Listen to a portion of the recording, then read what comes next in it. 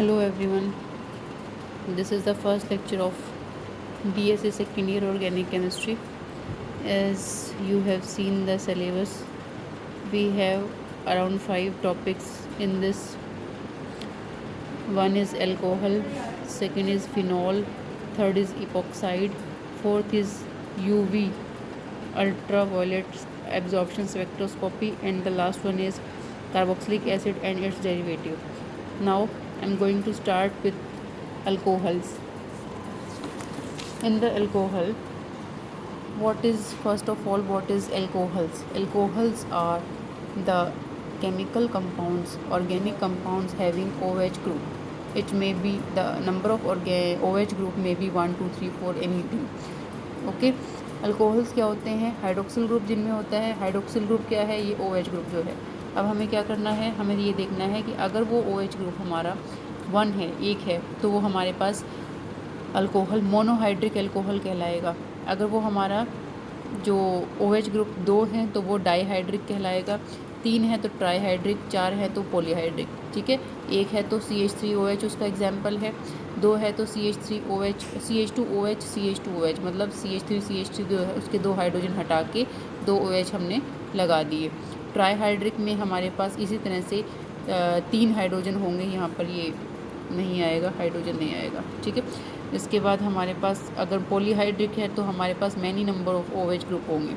हमारे सिलेबस में monohydric and dihydric है, बाकी सब हमारे सिलेबस में नहीं है.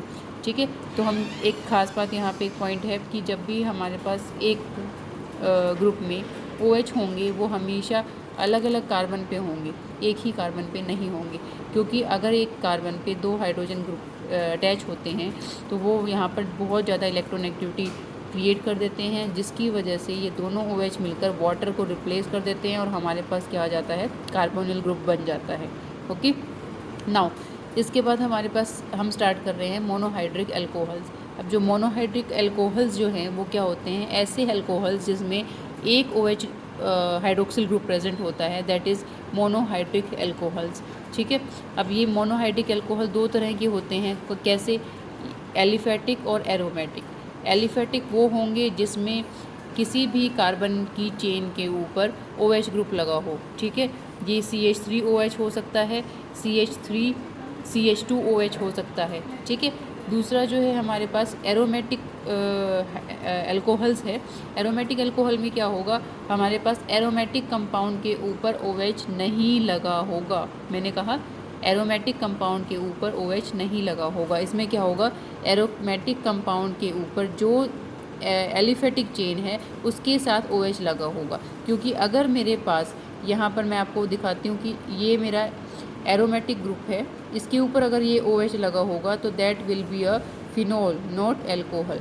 ठीक है. तो ये हमारे पास क्या है? एरोमेटिक मोनोहाइड्रिक अल्कोहल वो होते हैं जिसमें क्या होता है? एरोमेटिक कंपाउंड के ऊपर जो चेन लगी होती है उसके साथ OH ग्रुप लगा होता है. ठीक है. अब इसका क्लासिफिकेशन पे आते हैं. मोनोहाइड्रिक अल्कोहल्स जो हैं वो क्या होते हैं? प्राइमरी, सेकेंडरी, टर्शियरी टाइप के होते हैं. प्राइमरी का मतलब क्या है? प्राइमरी का मतलब ये है कि हमारे पास जो OH लगा होगा वो प्राइमरी कार्बन पे लगा होगा. ठीक है. अब ये प्राइमरी कार्बन क्या होता है? प्राइमरी कार्बन वो होता है जिसमें क्या होंगे? हाइड्रोजन, हाइड्रोजन या हाइड्रोजन. मतलब यहाँ पे एक ही कार्बन के साथ जुड़ा होगा तो वो प्राइमरी कार्बन होता है. जो कार्बन आगे एक ही कार्बन के साथ जुड़ा होगा वो प्राइमरी कार्बन होता है, और उसके ऊपर अगर OH लगा है तो वो प्राइमरी अल्कोहल कहलाएगा. ठीक है. ये बड़ा इंपॉर्टेंट है. सेकेंडरी अल्कोहल का मतलब है जिस कार्बन के पास OH ग्रुप लगा होगा, जिस कार्बन के पास OH ग्रुप लगा होगा आगे वो 2 कार्बन से जुड़ा होगा तो वो सेकेंडरी. ये सेकेंडरी कार्बन है मेरा, और ये वाला जो OH ग्रुप ये सेकेंडरी कार्बन पे लगा हुआ है, तो यहाँ पर ये वाला जो है मेरा सेकेंडरी अल्कोहल आ गया. अब टर्शियरी अल्कोहल क्या होता है? टर्शियरी अल्कोहल क्या होगा? टर्शियरी अल्कोहल वो अल्कोहल है जिसमें OH ग्रुप ऐसे कार्बन पे लगा होगा जो आगे 3 कार्बन से जुड़ा हुआ होगा. तो ऐसे कंपाउंड को हम टर्शियरी अल्कोहल कहेंगे जिसमें OH ग्रुप टर्शियरी कार्बन पे जुड़ा होता है. ठीक है. इसके बाद हमारे पास नॉमेनक्लेचर आता है. नॉमेनक्लेचर के लिए सबसे पहले हमें फार्मूला पता होना चाहिए. जो मेरा अल्कोहल है वो CnH2n+1 होता है, और इसके साथ हमारे पास क्या हो जाएगा? OH हो जाएगा। ठीक है, ये उसका फॉर्मूला होता है CnH2n+1 OH। ठीक है, मतलब ये पूरा ग्रुप है, ये मेरा एल्काइल ग्रुप होगा कोई ROH, इसको मैं जनरली लिख लेती हूँ।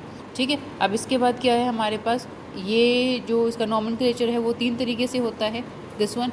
ठीक है, कौन कौन सा, एक तो सबसे पहले कॉमन मेथड।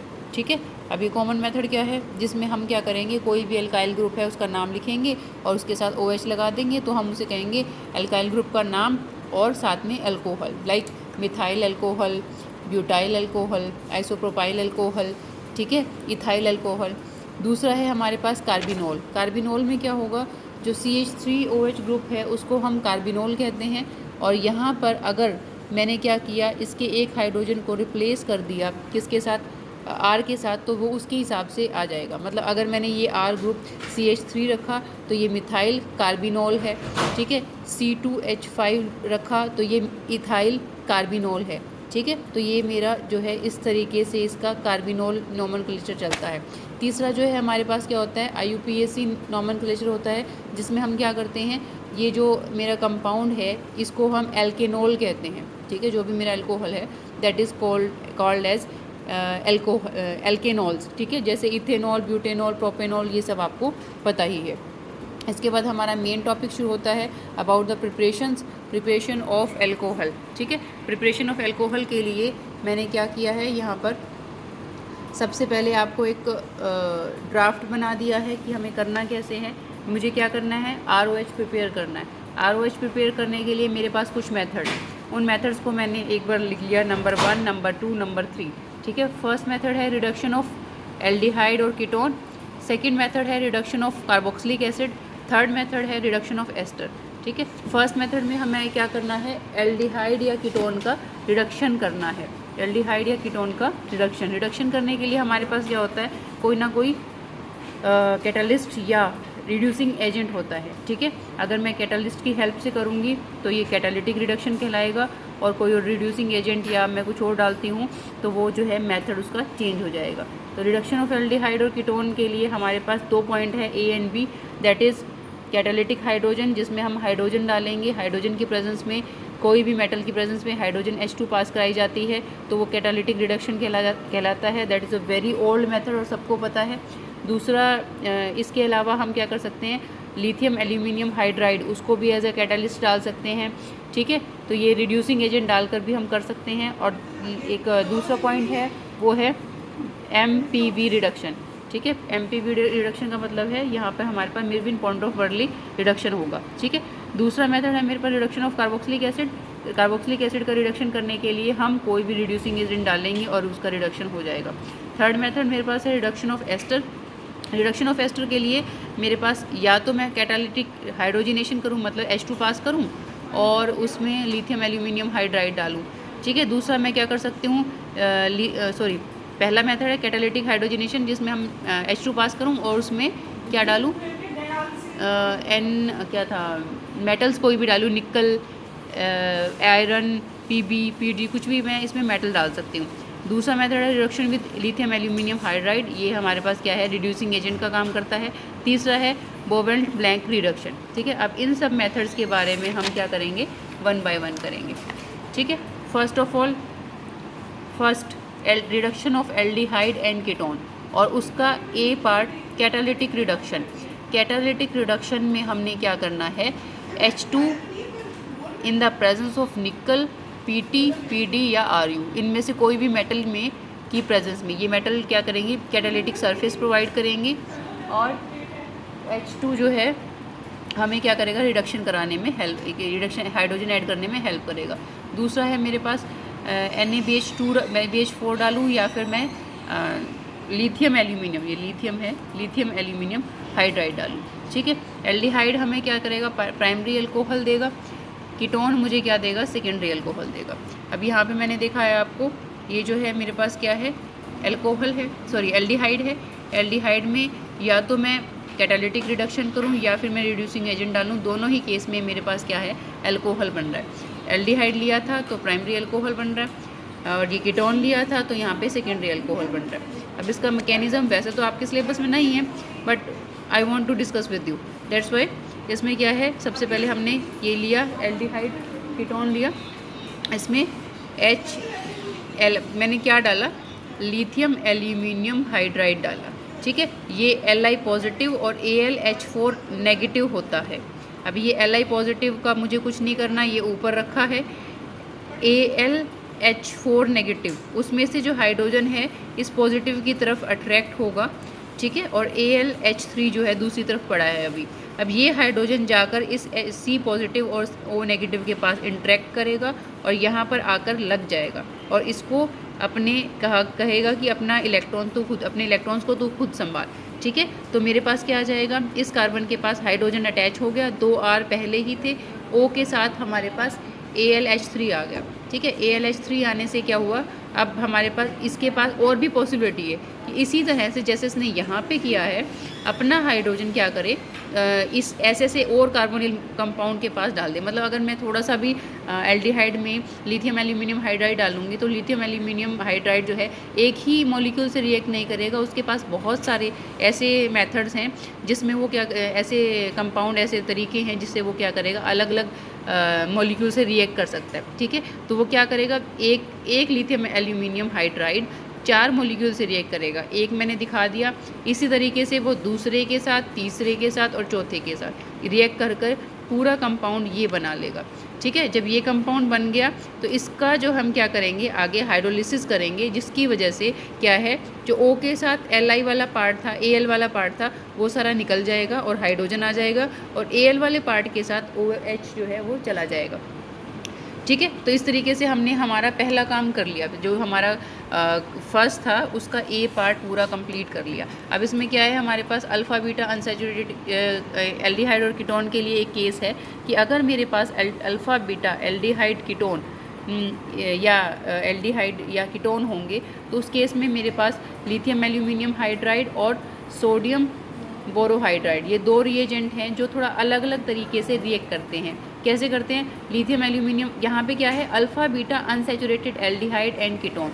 आई थिंक आपको पता होगा अल्फ़ा बीटा अनसैचुरेटेड एल्डिहाइड या कीटोन क्या होता है। एल्डिहाइड कीटोन सबको पता है कि वो क्या होता है, RC⋯OH, ठीक है, या RC⋯O R डैश, ये होता है। अगर मेरे पास ये वाला जो R वाला पार्ट है, यहाँ पर सिंपल मिथाइल ग्रुप ना होकर CH3CH⋯CH ये हो जाएगा, तो यहाँ पर ये मेरे पास क्या हो जाएगा, अल्फ़ा बीटा अनसैचुरेटेड, मतलब ये वाला पार्ट है, इसके साथ ये अल्फ़ा ये beta, alpha beta unsaturated aldehyde और कीटोन बन जाएगा।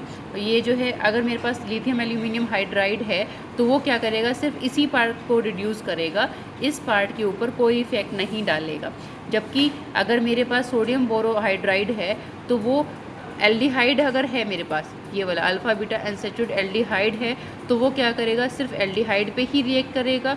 और अगर कीटोन है तो वो क्या करेगा, इस पार्ट पे भी रिएक्ट करेगा और इस पे भी रिएक्ट करेगा, क्योंकि उसकी रिएक्टिविटी जो है कम होती है कीटोन की एल्डिहाइड से, तो दोनों पे रिएक्ट कर सकता है और दोनों प्रोडक्ट जो है 50-50% दे सकता है। कैसे, जैसे मैंने ये लिया alpha beta unsaturated aldehyde, sodium borohydride डाला, तो इसमें क्या होना चाहिए, वो सिर्फ इस पार्ट को रिड्यूस करेगा, बाकी पार्ट एज इट इज़ रहेगा, CH2OH रह जाएगा, ठीक है। इसी तरीके से हमारे पास ये है, ये भी क्या है, अल्फ़ा बीटा अनसैचुरेटेड क्या है, एल्डिहाइड है, ठीक है। इसमें लिथियम एल्यूमिनियम हाइड्राइड डाला तो सिर्फ ये वाला पार्ट जो है आपका रिड्यूस होगा, इस पार्ट के ऊपर कोई इफेक्ट नहीं पड़ेगा। जबकि अगर मेरे पास अल्फ़ा बीटा अनसैचुरेटेड कीटोन है तो सोडियम बोरोहाइड्राइड से वो 2 प्रोडक्ट देगा, मतलब एक बार तो वो इस अल्फ़ा बीटा अनसैचुरेटेड पार्ट को, मतलब डबल बॉन्ड को कीटोन के साथ साथ जो एल्कीन वाला पार्ट है उसको रिड्यूस नहीं करेगा और कुछ आधे पार्ट में रिड्यूस कर भी देगा। जबकि लिथियम एल्यूमिनियम हाइड्राइड क्या करता है, इस डबल बॉन्ड वाले पार्ट को कुछ नहीं करता, सिर्फ C⋯O को क्या करेगा, CHOH में कन्वर्ट कर देगा। This is all about the reduction of aldehyde and ketone. इसमें दूसरा पार्ट है हमारे पास मेरविन पॉन्ड्रोफ वर्ले रिडक्शन, जिसमें हम क्या करेंगे, कीटोन को आइसोप्रोपाइल अल्कोहल से रिएक्ट कराएंगे in the presence of aluminium isopropoxide, ठीक है। और इसकी प्रेजेंस में रिएक्ट करने से इसका काम बड़ा आसान है। क्या, ये कीटोन को आइसोप्रोपाइल के साथ रिएक्ट करके एक्सचेंज कर देगा, मतलब कीटोन वाले पार्ट के साथ हमारे पास HOH आ जाएगा और आइसोप्रोपाइल वाले पार्ट से 2 हाइड्रोजन निकल जाएंगे। यहाँ से 2 हाइड्रोजन उठाने हैं और इसको देने हैं, इसको देंगे तो CHOH आ जाएगा, इससे उठाएंगे तो ये बन जाएगा। ठीक है, तो ऑल ओवर मेरे पास क्या हो जाएगा, एक जो हमारा कीटोन पार्ट था वो क्या होगा, उसका रिडक्शन हो गया, वो सेकेंडरी अल्कोहल बन गया, और जो आइसोप्रोपाइल लिया था वो क्या बन गया, वो वापस से कीटोन बन गया। ठीक है, तो हमारा काम क्या है, हमें क्या करना है, कीटोन को सेकेंडरी अल्कोहल में कन्वर्ट कराना है। उसके लिए मैंने isopropyl alcohol as a reducing agent ले लिया, in the presence of this one is the catalyst, और इनको एक्सचेंज करना है। ठीक है, this one is the till यहाँ तक अभी तक जो है हमारा मेथड ऑफ प्रिपरेशन में फर्स्ट पार्ट कंप्लीट हो गया। फर्स्ट पार्ट मतलब reduction of aldehyde and ketone for production of alcohols. Okay, next part अभी नेक्स्ट वीडियो में मैं दूंगी, या तब तक आपको यहाँ तक कंप्लीट करना है ताकि आपका फ्लो बन जाए आगे। ओके बेटा, थैंक यू।